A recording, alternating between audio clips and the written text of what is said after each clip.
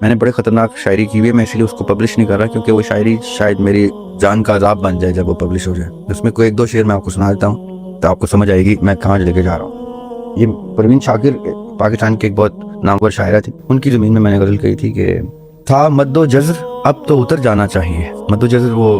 چاند کی وجہ سے جو سمندر کا اتار چڑھاؤ تھا، مد و جزر اب تو اتر جانا چاہیے، اس عمر میں تو یار سدھر جانا چاہیے۔ اے کاتب گناہ، یہ جو ادھر فرشتہ ہوتا ہے نا ڈیلی بیسس پہ گناہ لکھ رہا ہوتا ہے، توبہ توبہ توبہ، بیچارے کی سب سے ٹف جاب اس فرشتے کی ہے۔ اے کاتب گناہ تیرے صبر کو سلام، اب تک تجھے تو خوف سے مر جانا چاہیے۔ کیا کیا لکھ چکا ہے وہ۔ ذریعہ سوچتا ہوں جہنم کا رخ کروں، مرضی سے بھی تو کوئی ادھر جانا چاہیے۔ اب میں بتاتا ہوں میں نے یہ شعر کیوں سنائے۔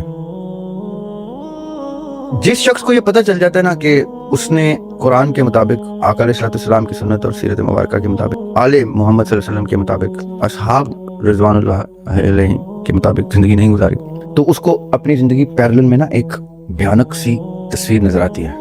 ایک اسوہ حسنہ کا ماڈل اور ایک ہماری بھیانک سی زندگی۔ یا تو وہ شخص اپنے آپ کو اس رنگ میں رنگ لیتا ہے جس کو شعور آ جائے، یا وہ اس رنگ میں رنگ لیتا ہے، یا وہ اس رنگ کو ایکسپٹ کر کے اپنی فیٹ کا انتظار کرتا ہے۔ ذریعہ آپ سوچتا ہوں جہنم کا رخ کروں، مرضی سے بھی تو کوئی ادھر جانا چاہیے۔ یہ نہیں کہ زبردستی مجھے جھونکا جائے، ہاں اگر میں ادھر جا بھی رہا ہوں تو میں اللہ تعالیٰ کی محبت میں جا رہا ہوں، میں اللہ تعالیٰ کو ایکسپٹ کر کے جا رہا ہوں، میں یہ مان کے جا رہا ہوں کہ میں ہار گیا، میں نے وہاں وعدے کیے، کانٹریکٹ کیے، کمٹمنٹس کی، سب کچھ کیا، یہاں آ کے اس دنیا نے مجھے اتنا کھینچ لیا، ان چیزوں نے، ان سرکمسٹانسز نے، اس اٹریکشن نے، اس لمیٹیشن نے، اس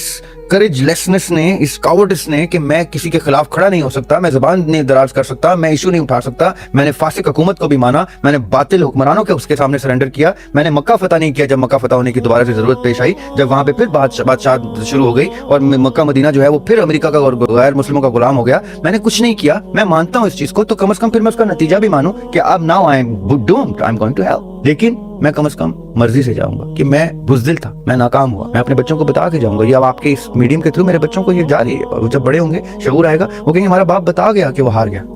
چاہے دنیا میں کتنا ہی لوگوں نے اس کو فلاں چیز میں کامیاب نہیں سمجھا تو یہ نہیں سمجھا، وہ ہار گیا، وہ ناکام گیا دنیا سے۔